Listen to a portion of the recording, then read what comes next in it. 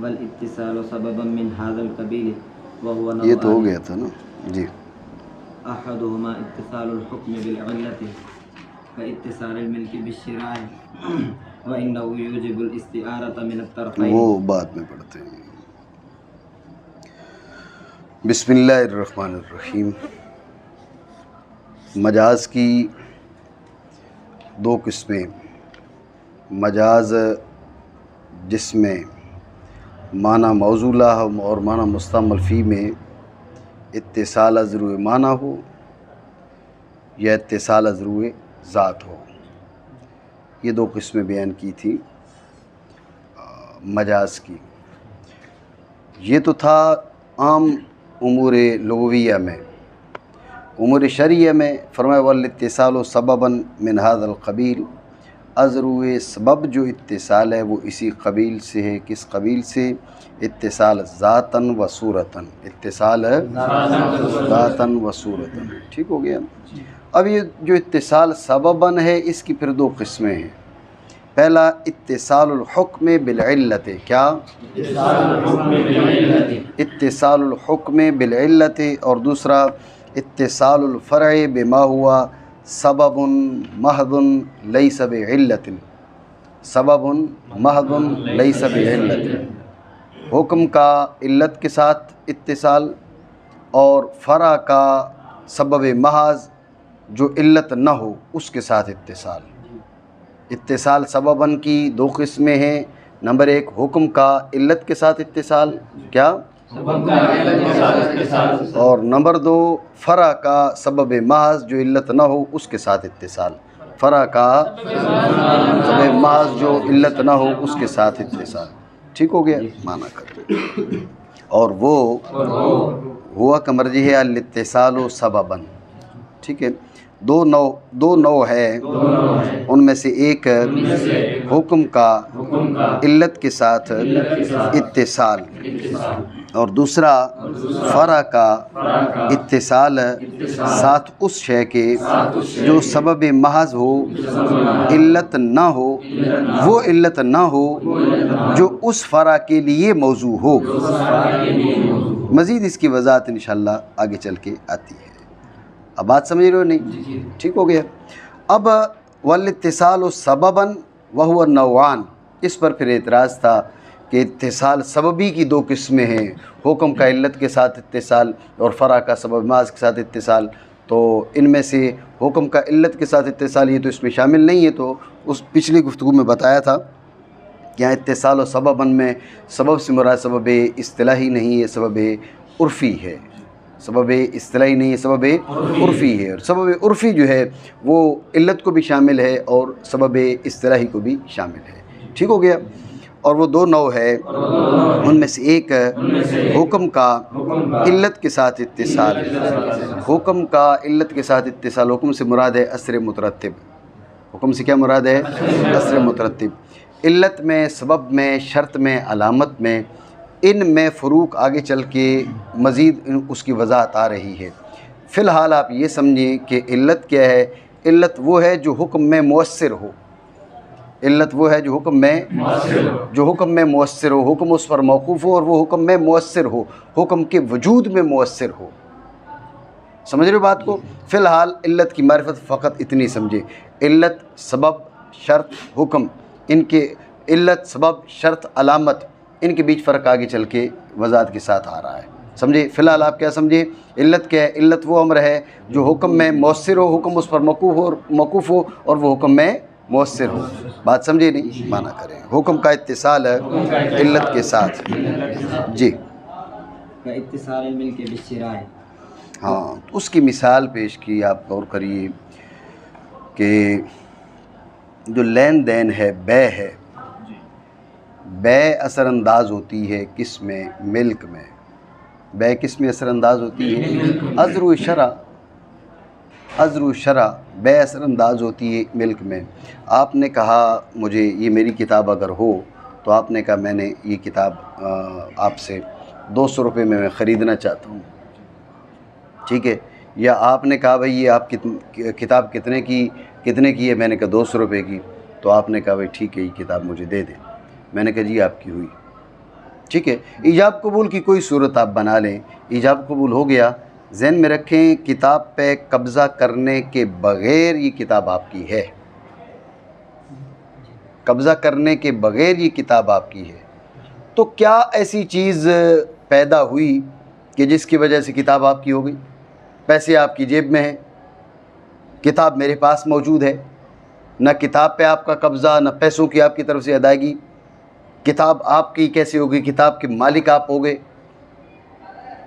تو کون سی چیز پائی گئی؟ بے ہی پائی گئی نا، ایسا نہیں ہے؟ بے پائی گئی، بے نے اثر کیا کس کے اندر؟ ملک کے اندر، بے ہو گئی مؤثر اور حکم ہو گیا اس کا، اور ملک کیا ہوگی؟ اس کا حکم ہے، بے علت ہے، ملک اس کا حکم ہے، بے علت ہے اور ملک اس کا حکم ہے۔ بات آپ سمجھے نہیں سمجھے؟ ٹھیک ہو گیا، دوبارہ سمجھے توجہ سے۔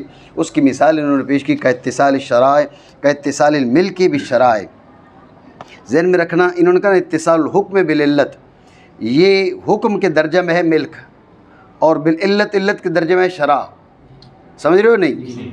کا اتصال الحکم بالعلت، حکم کا علت کے ساتھ اتصال، کا اتصال الملک بالشرائع، حکم کی جگہ پر ملک کو لے کر آئے ہیں، علت کی جگہ پر شرع کو لے کر آئے ہیں۔ شرع ہے علت اور ملک ہے حکم، شرع ہے، سمجھ رہے ہو؟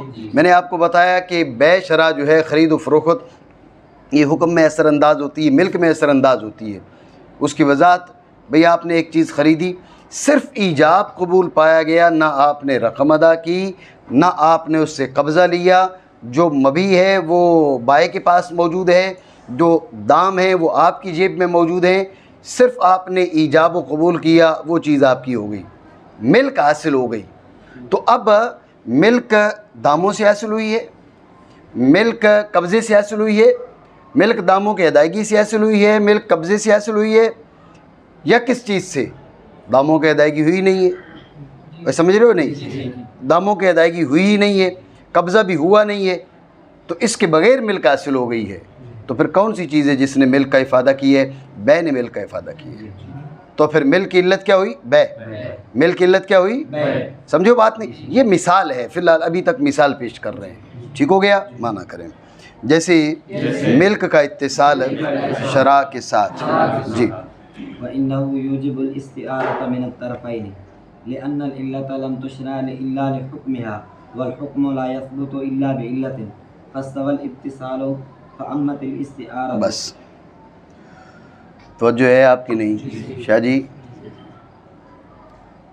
مسئلہ سمجھے دھیان سے کہ جو اتصال ہے سبباً، اس کی دو قسمیں، حکم کا علت کے ساتھ اتصال اور فرع کا سبب محض کے ساتھ اتصال، حکم کا علت کے ساتھ اتصال اور فرع کا سبب محض کے ساتھ اتصال، توجہ ہے نہیں ہے؟ جی۔ ابھی مجھے خیال آ رہا ہے، میں نے حسامی کا نقشہ بنایا تھا، حسامی، پوری حسامی جو ہے اس کا میں نے نقشہ بنایا تھا، محفوظ ہے میرے پاس ابھی، جو ہاتھ سے میں نے بنایا تھا وہ تو محفوظ نہیں ہے، پھر اس کو کمپوز کر لیا تھا، تو وہ کمپیوٹر میں میرے پاس محفوظ ہے، لیکن یہ بات اپنی جگہ پر ہے، اور اس سے پہلے بھی آپ کو کچھ حوالے دیے ہیں، تو آپ کے اندر کوئی شوق نہیں پیدا ہوا کہ اس چیز پر اطلاع ہونی چاہیے۔ ایسے ہی ہے نا ساجد؟ ہے اس کان سے آواز تو نہیں آ رہی؟ آ رہی ہے، آ رہی ہے، صحیح توجہ ہے آپ کی؟ ہاں، تو بات پہ توجہ دیں کہ اتصال سبباً کی دو قسمیں، اتصال حکم کا علت کے ساتھ، فرع کا سبب محض کے ساتھ۔ فرع کے سبب محض کے ساتھ اس کا حکم آگے چل کے بیان ہو رہا ہے۔ اتصال الحکم بالعلت، اس کا حکم کیا ہے؟ جہاں پر حکم اور علت کا اتصال ہوگا وہاں پر وہاں کا کیا حکم ہے؟ کہہ رہے ہیں کہ وہاں کا حکم یہ ہے کہ استعارہ جانبین سے جائز ہے۔ کیا؟ کیا؟ استعارہ جانبین سے جائز ہے کا مطلب کیا ہے؟ جانبین سے جائز ہے کا مطلب یہ ہے کہ حکم بول کے علت مراد لی جائے، علت بول کے حکم مراد لیا جائے، دونوں درست ہیں۔ آگے چل کے سبب محض اور فرع کا اتصال سبب محض کے ساتھ وہ بتائیں گے کہ سبب محض بول کے فرع کا ارادہ کیا جا سکتا ہے، فرع بول کے سبب محض کا ارادہ نہیں کیا جائے گا، وہ بات آتی ہے، وہاں پر انشاءاللہ گفتگو کریں گے۔ اتنی بات آپ سمجھے نہیں سمجھے؟ دوبارہ سمجھیے توجہ سے کہ اتصال سبباً کی دو قسمیں ہیں، ایک حکم کا علت کے ساتھ اتصال، دوسرا فرع کا سبب محض کے ساتھ اتصال۔ ایک حکم کا علت کے ساتھ اتصال، دوسرا فرع کا سبب محض کے ساتھ اتصال۔ حکم کا علت کے ساتھ اتصال، کیا حکم کا علت کے ساتھ اتصال، اس کا آگے حکم کیا ہے؟ کہا اس کا حکم یہ ہے کہ یوم الاستعارۃ یوجب الاستعارۃ من الطرفین، دونوں جانب سے استعارہ جائز ہے، اس کو ثابت کرتا ہے۔ ایجاب و منع اس بات کے ہے، سمجھ رہے بات کو؟ یوجب الاستعارۃ من الطرفین، علت بولو حکم کا ارادہ کرو، حکم بولو علت کا ارادہ کرو، دونوں درست ہیں۔ یہ بات سمجھے ہو نہیں سمجھی؟ بات ہے ہی ذہن میں، مزید بات آگے چل کے کرتے ہیں، ٹھیک ہو گیا؟ معنی کریں۔ اور بے شک یہ یعنی یہ والا جو اتصال الحکم بالعلت ہے، اتصال الحکم بالعلت، یہ کیا کرتا ہے؟ ثابت کرتا ہے استعارہ کو دونوں جانب سے۔ توجہ ہے نہیں؟ کیسے ثابت کرتا ہے؟ دلیل کی جانب پھر آتے ہیں، بیچ میں ایک اعتراض کر لو، باسط توجہ ہے؟ ہاں، تو اعتراض یہ ہے کہ گفتگو کس کی ہو رہی ہے؟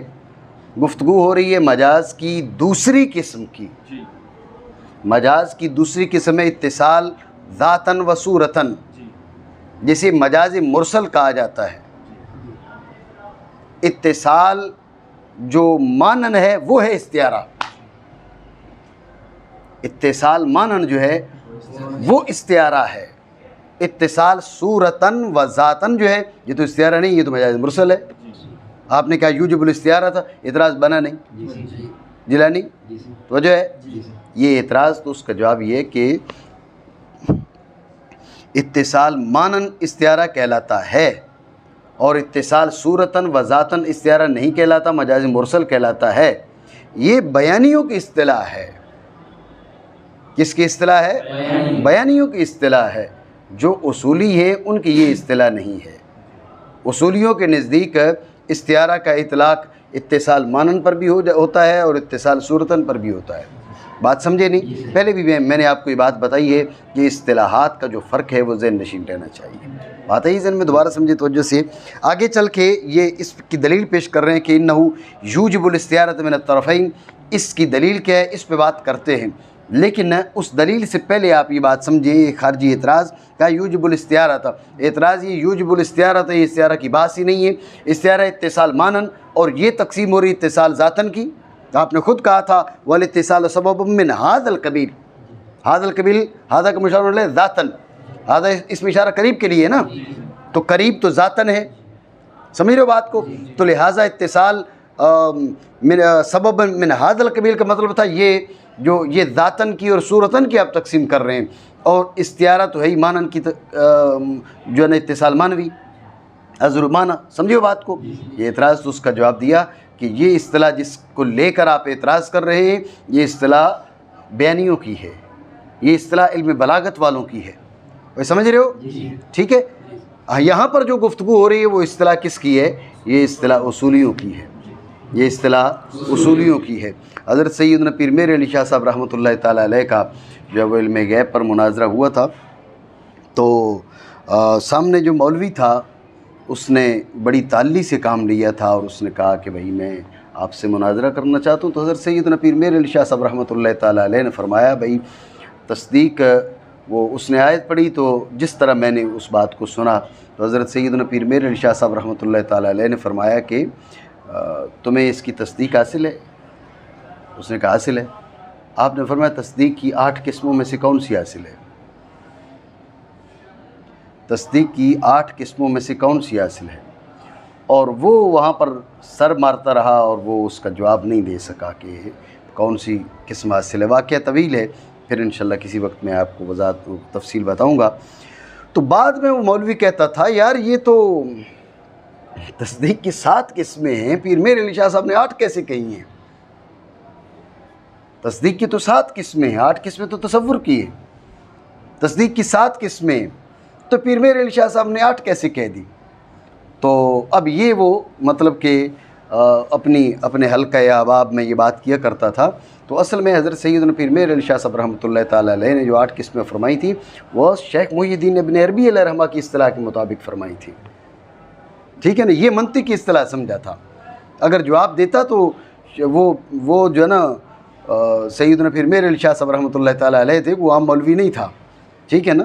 تو اگر یہ منطق کی اصطلاح میں بھی جواب نہیں دے سکا. اگر منطق کی اصطلاح کے حساب سے بھی جواب دیتا تو اس کو اندازہ ہو جاتا کہ جن سے ٹکر لی ہے معمولی شخص نہیں ہے. ٹھیک ہے نا. تو حضرت سیدنا پیر میر علی شاہ صاحب رحمۃ اللہ تعالیٰ علیہ نے جو 8 قسمیں فرمائیں، شیخ محی الدین ابن عربی علیہ رحمہ نے تصدیق کی 8 قسمیں بیان کی ہیں. وہ الگ اصطلاح ہے، وہ اصطلاح ہی الگ ہے، مناطقہ کی اصطلاح الگ ہے.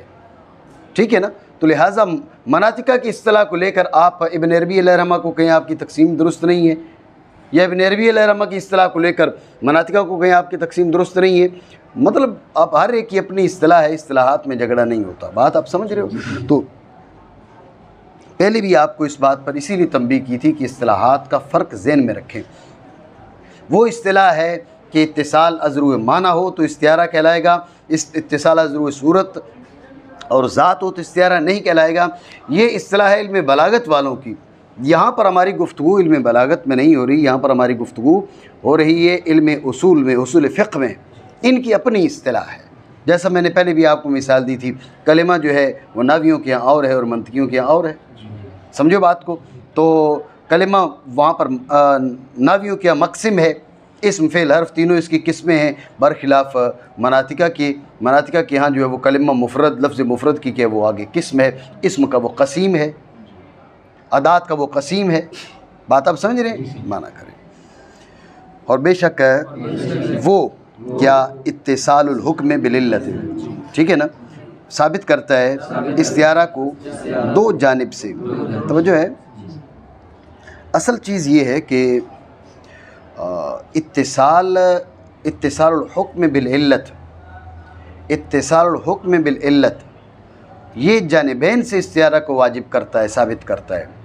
اتصال الفرع بما ہوا سبب محض 2 جانب سے استعارہ کو واجب نہیں کرتا، ایک جانب سے استعارہ کو واجب کرتا ہے، ایک جانب سے استعارہ کو ثابت کرتا ہے. وجہ ہے. وجہ فرق کیا ہے؟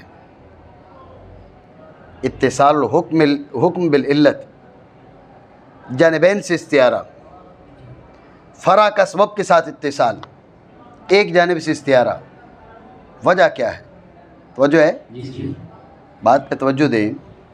علت بول کے حکم مراد ہو، علت اصل ہے، حکم فرع ہے.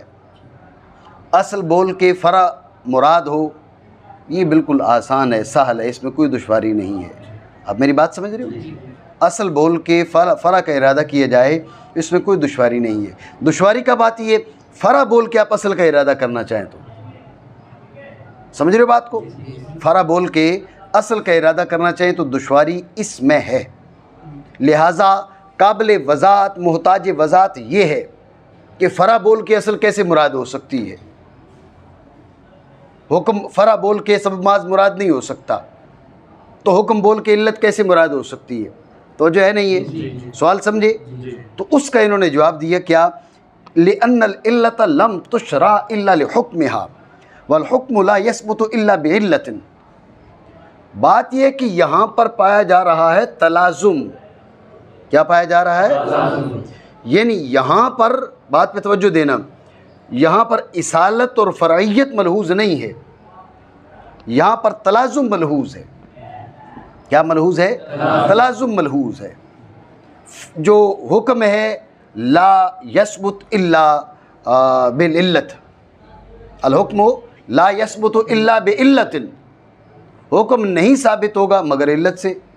اچھا علت بھی ایسے نہیں بنا کے چھوڑ دی گئی ہو. تو جو ہے اگر علت ہو آگے حکم نہ ہو تو علت تامہ نہیں ہے. بات ذہن میں رکھنا. بات سمجھ رہے ہو نہیں؟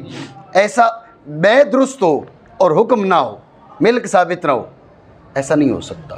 بات ذہن میں رکھو. سمجھے؟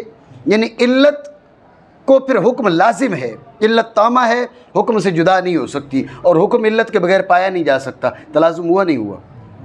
نہیں سمجھ رہے ہو بات؟ جی ان کے بیچ تلازم ہے. اس تلازم کی وجہ سے علت بول کے حکم، حکم بول کے علت مراد ہو سکتی ہے. نہیں سمجھو بات کو؟ دوبارہ سمجھو توجہ سے، دھیان سے.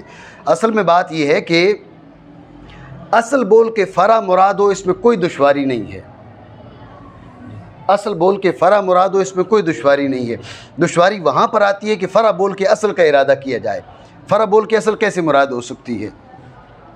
سمجھو بات کو. بھائی آپ کے باپ دادا کا نام لے کر ساتھ جو ہے نا وہ آپ کو بھی شامل کر لیا جائے تو بھائی ٹھیک ہے وہ بڑے ہیں، آپ ان کے ضمن میں آ جاتے ہیں، ان کے تحت رہتے ماتحت رہتے ہیں، بات سمجھ میں آتی ہے. بھائی ذکر آپ کا ادھر پیپر پہ آپ کا نام لکھا جائے اور ساتھ ہی آپ کا دادا اور پردادا بھی ضمنی طور پہ اس پہ پورا خاندان آپ کے بڑوں کا وہ اس میں شامل کر لیے جائے، بات غیر معقول ہے. آپ بچے ہیں، آپ ان کی فروع سے ہیں. اصول کا ذکر فروع کو متضمن ہو، بات سمجھ میں آتی ہے. فروع کا ذکر اصول کو کیسے متضمن ہوگا، بات سمجھو.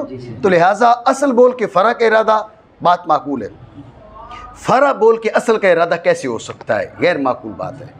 بات سمجھو نہیں. یہ اعتراض ہے. تو اس کا جواب دیتے ہوئے مصنف رحمۃ اللہ تعالیٰ علیہ نے فرمایا، اور یوں بھی کہہ سکتے ہیں کہ ایجاب استعارہ من الطرفین کی دلیل ہے. دلیل کے حاصل کلام میں آپ کو بتا رہا ہوں. انہوں نے کہا کہ العلت لم تشرع الا لحکمہا، العلت لم تشرع الا لحکمہا. علت کی جو مشروعیت ہے نا، بات پہ توجہ دینا، علت کی مشروعیت ہے ہی حکم کے لیے. حکم نہ ہو تو علت نہیں ہے. بے کی مشروعیت ہے ہی حکم کے لیے. مشروعیت سے مراد ہے اس کا وجود شرعی.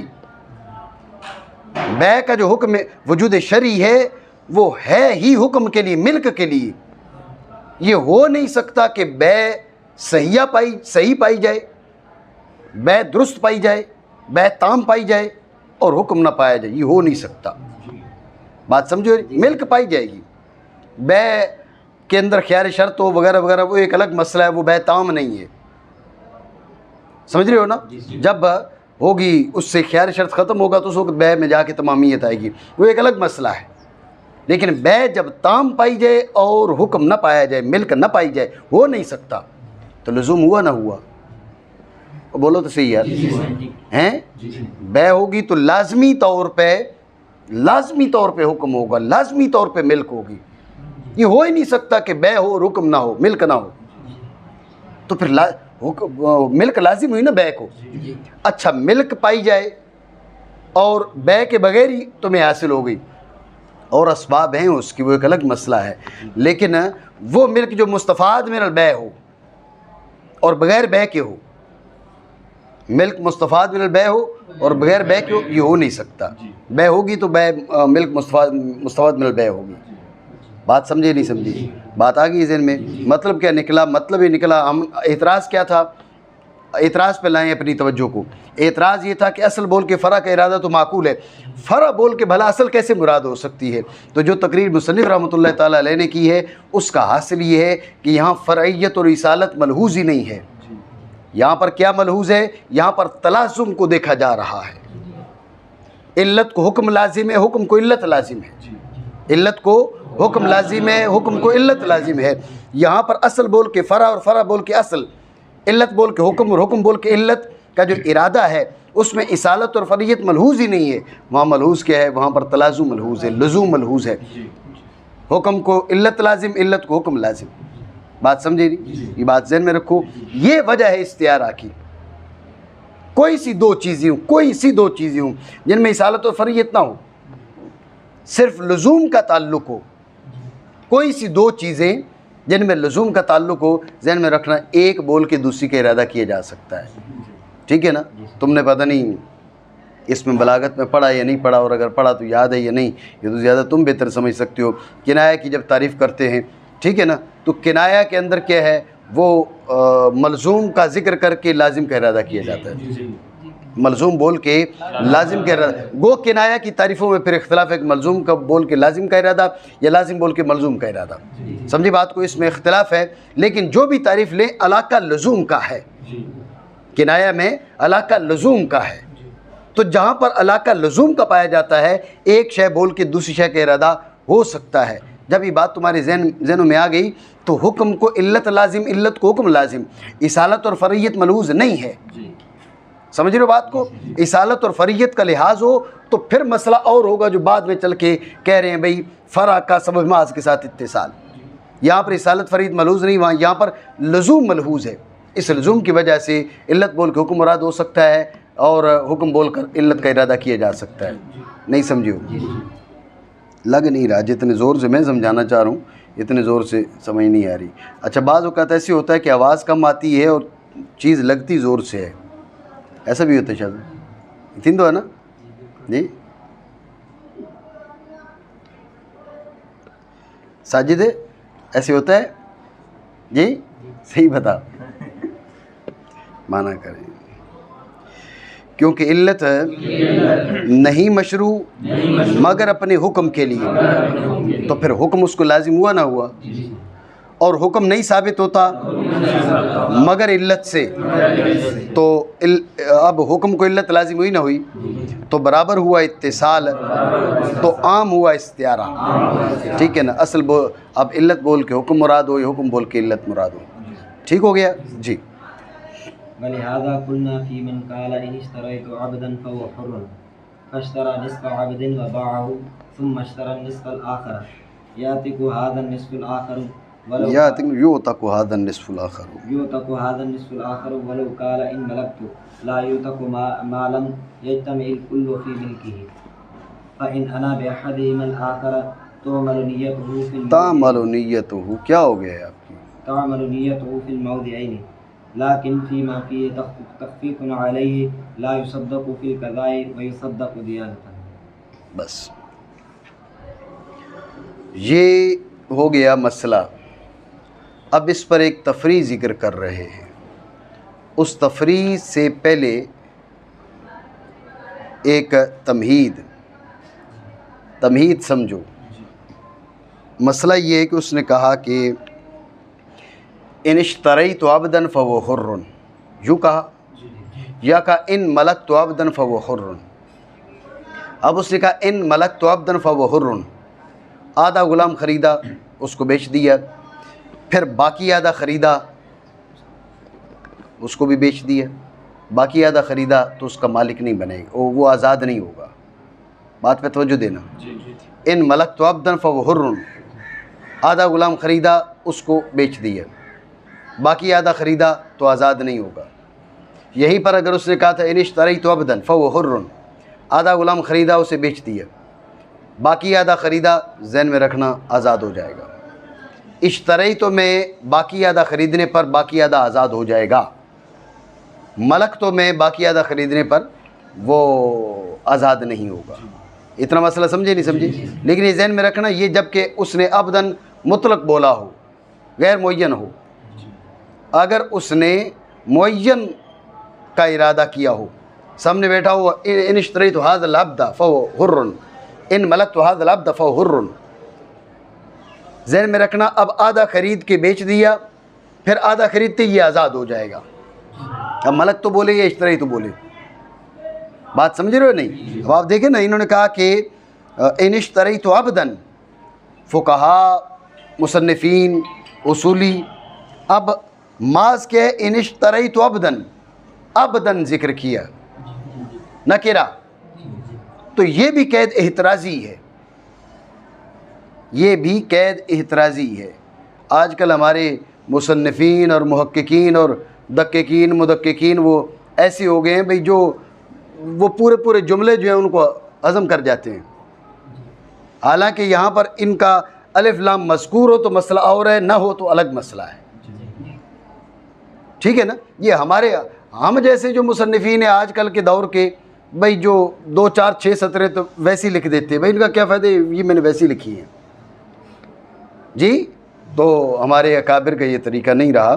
تو بہرحال بات کہیں اور چلی جائے گی. تو میں یہ کہہ رہا تھا کہ ان اشتریت عبدا جو نکرہ ذکر کیا ہے, یہ اصل میں احتراز کے لیے ان اشتریت هذا العبد کہا. اب آدھا خریدے, آدھا وہ بیچ دے, اس کو بیچ دے. ان ملکت هذا العبد کہا یا ان اشتریت هذا العبد کہا, دونوں صورتوں میں وہ غلام آزاد ہو جائے گا جیسے ہی باقی آدھا خریدے گا. تو بات آئی ذہن میں. تو یہاں پر یہ جو مسئلہ بیان ہو رہا ہے یہ اس صورت میں ہوگا جب کہ غلام نکرہ رکھے, عبد نکرہ رکھے. ان اشتریت عبدا فهو حر, ان ملکت عبدا فهو حر, آدھا خریدا بیچ دیا, آدھا باقی خریدا. اشتری تو بولا تھا تو آزاد ہے, اب عبدا ملک تو بولا تھا تو آزاد نہیں. یہ تمہید ہے, یہ مثال نہیں ہے, یہ تفریح نہیں ہے. سمجھ رہے ہو بات کو؟ یہ تفریح نہیں ہے, یہ صرف تمہید ہے. باسط ہے توجہ ہے, معنی کر لو اتنا. اور اسی لیے ہم نے کہا اس شخص کے بارے میں جس نے کہا اگر میں نے غلام خریدا تو وہ آزاد ہے، تو اس نے آدھا غلام خریدا، اسے بیچ دیا، پھر باقی آدھا خریدا، یہ باقی آدھا آزاد ہو جائے گا۔ یہ امام اعظم ابو حنیفہ رحمۃ اللہ تعالیٰ علیہ کے نزدیک باقی آدھا آزاد ہو جائے گا، اور جو باقی ہے اس میں اس کو سیاہ وغیرہ کرنے کی ضرورت پڑے گی۔ سمجھے بات کو؟ ہاں۔ اور اگر کہے اگر میں مالک بنا، یعنی اشتریتو کی جگہ ملکتو کا، مسئلہ وہی ہے، والمسئلۃ بحالہا، ٹھیک ہے نا؟ ولو قال ان ملکتو والمسئلۃ بحالہا، والمسئلۃ بحالہا یہاں لکھا نہیں ہے، میں آپ کو بتا رہا ہوں یہاں مراد ہے۔ اگر اس نے ان اشتریتو کی جگہ ان ملکتو کہا، مسئلہ ویسے کا ویسا ہی ہے، کیسا؟ آدھا خرید کے بیچ دیا، پھر آدھا خریدا، ٹھیک ہے؟ آزاد نہ ہو جائے، آزاد نہ ہوگا جب تک کہ نہ جمع ہو سارے کا سارا اس کی ملک میں۔ بات سمجھے ہو نہیں سمجھے؟ یہ تو ہو گئی تمہید۔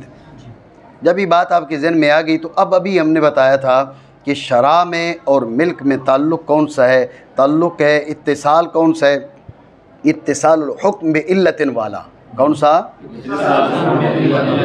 اور اتصال الحکم بعلت کا حکم ہم نے یہ بیان کیا کہ یوجب الاستعارۃ من الطرفین، کیا؟ یوجب الاستعارۃ من الطرفین، لہذا توجہ رکھنا۔ اس نے کہا ان اشتریتو، نیت کی ان ملکتو، اس نے کہا ان ملکتو، نیت کی ان اشتریتو، جائز ہے۔ سمجھو بات کو؟ یہ تفریح ہے، پہلے تمید تھی، یہ تفریح ہے۔ ان اشتریتو کہا، ذہن میں رکھنا، نیت کی ملکتو کی، ملکتو کہا نیت کی اشتریتو کی، تو اس کی نیت درست ہے، استعارہ جائز ہے۔ مطلب توجہ ہے؟ اگر اشتریتو کہا نیت ملکتو کی، اشتریتو میں ہم نے مسئلہ بیان کیا، آدھا خریدا بیچ دیا، آدھا خریدا تو آزاد، باقی آدھا آزاد، امام ابو حنیفہ علیہ رحمہ کے نزدیک۔ اب اس نے اشتریتو بول کے ملکتو کی نیت کی تھی، اشتریتو بول کے ملکتو کی نیت کی تھی، تو اب کیا ہے؟ اس ملکتو کی نیت کی تھی، لہذا آدھا خریدا اس کو بیچ دیا، باقی آدھا خریدا تو آزاد نہیں ہوگا، آزاد نہیں ہوگا۔ کیوں؟ اس لیے کہ ملکتو میں آزاد ہوتا نہیں۔ اتنی بات سمجھے؟ اچھا، اس نے ان ملکتو کہا، نیت ان اشتریتو کی۔ اب ملکتو میں مسئلہ یہ تھا کہ باقی آدھا خریدے گا تو آزاد نہیں ہوگا، نیت اشتریتو کی ہے، لہذا باقی آدھا خریدے گا تو آزاد ہو جائے گا۔ مسئلہ سمجھے؟ ٹھیک ہو گیا؟ مانا کریں، بس اگر ارادہ کرے ان دونوں میں سے ایک سے دوسرے کا عمل کرے گی، اس کی نیت دونوں محلوں میں، بات سمجھے نہیں؟ لیکن ایک اور مسئلہ انہوں نے ضمنی طور پر بتا دیا کہ ذہن میں رکھیں، وہ مقامات اور وہ مواضع جن میں متکلم پر تخفیف ہو اور اس کی ظاہر دلیل موجود نہ ہو، متکلم پر تخفیف ہو اور اس کی ظاہر دلیل موجود نہ ہو، وہ ان مقامات پر محض اس کی نیت کا اعتبار قاضی نہیں کرتا۔ مفتی سے پوچھیں گے تو مفتی کیا کہے گا؟ کہے گا تمہاری نیت درست ہے۔ قاضی سے پوچھیں گے، وہ کہے گا نہیں۔ بات سمجھ رہے ہو نہیں؟ اس نے کہا کہ میں نے ان ملکتو کہہ کے ان اشتریتو کا ارادہ کیا، بات پہ توجہ دینا۔ ملکتو کہہ کے اشتریتو کا ارادہ کرے، اس میں تخفیف نہیں، اس میں اس پہ شدت ہے۔ ملکتو بول کے ملکتو کا ارادہ کرتا، باقی آدھا آزاد نہ ہوتا۔ ملکتو بول کے اشتریتو کا ارادہ کیا، باقی آدھا آزاد ہو جائے گا، یہ اس کے لیے مضر ہے، غلام کا اس کی ملک سے نکل جانا۔ توجہ ہے؟ تو ملکتو بول کے اشتریتو کا ارادہ کیا، قاضی بھی مانے گا، مفتی بھی مانے گا، قضان بھی اس کی بات مانی جائے گی، دیانتاً بھی مانی جائے گی۔ بات سمجھے نہیں؟ اور اگر یہ اشتریتو بولتا اور کہتا ہے میں نے ملکتو کا ارادہ کیا، اب آ کر کسی مفتی کو کہتا ہے کہ میں نے اشتریتو بول کے ملکتو کا ارادہ کیا، تو مفتی کہے گا کہ اگر تو نے واقعی اشتریتو بول کے ملکتو کا ارادہ کیا ہے تو بعد والا جو تو نے غلام خریدا ہے آدھا، وہ آزاد نہیں ہوگا۔ سمجھ رہے بات کو؟ وہ آزاد نہیں ہوگا، کیونکہ ملکتو کی صورت میں آزاد نہیں ہوتا۔ سمجھ رہے ہو نہیں؟ ٹھیک ہو گیا. لیکن اگر وہی غلام وہ کیس لے کر چلا گیا قاضی کے پاس، اس نے کہا دیکھو میں تو آزاد ہوتا ہوں، یہ مجھے آزاد نہیں کر رہا، مجھے آزاد نہیں مان رہا، سمجھ رہے ہو؟ وہ لے کر گیا یا کوئی بھی اس کا متعلق جو ہے اس کے پاس کیس لے کر گیا قاضی کے پاس، عدالت میں دعویٰ اس نے کر دیا، عدالت میں اس نے دعویٰ کر دیا. بات ذہن میں رکھنا، عدالت میں جب اس نے دعویٰ جا کر کیا، اب قاضی نے اس کو بلوایا، وہ کہتا ہے میں نے بولا اشترائی تو تھا، نیت میں نے ملک تو کی تھی. قاضی نہیں مانے گا. سمجھ رہے بات کو؟ قاضی نہیں مانے گا، کیونکہ اس میں اس پر تخفیف ہے اور اس پر ظاہر کوئی دلیل نہیں، نیت تھی یا نہیں تھی اسے کیا پتہ ہے. بات سمجھ رہے ہو نہیں سمجھ رہے ہو؟ ٹھیک ہو گیا. دوبارہ سمجھیں خلاصے گفتگو. انہوں نے یہاں پر ایک ضمنی طور پر فائدہ بتایا ہے. ضمنی طور پر جو فائدہ ہے اس کا حاصل اور خلاصہ یہ ہے کہ وہ مقامات، وہ مواضع جن میں متکلم کے لیے تخفیف ہو اور اس پر ظاہر کوئی دلیل موجود نہ ہو، وہاں پر متکلم کی نیت کا دیانتاً اعتبار ہوتا ہے، قضاً اعتبار نہیں ہوتا. وہ مقامات اور وہ مواضع جن میں متکلم پر تخفیف ہو اور اس کی ظاہر کوئی دلیل موجود نہ ہو، تو ان مواضع میں دیانتاً اس کی نیت کا اعتبار ہوتا ہے، قضاً اس کی نیت کا اعتبار نہیں ہوتا. یہ ضابطہ ہے. اس ضابطہ کے تحت یہ مسئلہ بھی آتا ہے کہ اب اگر اس نے کہا کہ ان اشتریتو، اس نے کہا ان ملکتو، اور نیت کی اشتریتو کی، اس میں اس پر شدت ہے. قاضی بھی اس کی مانے گا، مفتی بھی مانے گا، دیانتاً بھی مانی جائے گی، قضاً بھی مانی جائے گی. سمجھ رہے بات کو؟ برخلاف کس کے؟ اس نے بولا تھا ان اشتریتو، اور اس کا کہنا ہے کہ میں نے ملکتو کی نیت کی. اب مفتی کے پاس وہ جاتا ہے، وہ جا کے پوچھتا ہے کہ جناب مسئلہ یہ ہے کہ میں نے بولا اشتریتو تھا لیکن نیت میں ملک تھا. اگر میں غلام کا مالک ہوا تب پورے غلام کا تو میں مالک نہیں ہوا. تو مفتی اسے کہے گا کہ اگر تو سچ بول رہا ہے تو ایسا ہی ہے، تم جو ہے نا وہ قسم وسم بھی وہ نہیں لے گا اس سے، ٹھیک ہے نا. اگر تو سچ بول رہا ہے تو ٹھیک ہے، تو نے شرع بول کے اگر مل کا ارادہ کیا تو باقی آدھا غلام آزاد نہیں ہوا. وہ مفتی یہ فتویٰ دے گا. لیکن اگر وہ مسئلہ قاضی کے پاس چلا گیا، کیس چلا گیا، مقدمہ قاضی کے پاس چلا گیا، قاضی نے بلا لیا، یہ کہتے ہیں میں نے شرع بول کے مل کا ارادہ کیا، اس میں اس پہ تخفیف ہے، آدھا غلام بچ رہا ہے اس کا، یہ قاضی نہیں مانے گا اس کی. سمجھے بات کو؟ اس ضابطے کے تحت آ رہا ہے جو میں نے بھی آپ کو بتایا ہے. بات سمجھے؟ مانا کریں. لیکن اس مسئلہ میں جس میں تخفیف ہے اس پر، وہ بتا دیا آپ کو کہ شرع بول کے مل کا ارادہ نہ تصدیق کیا جائے گا قضا میں، اور تصدیق کیا جائے گا دیانتاً.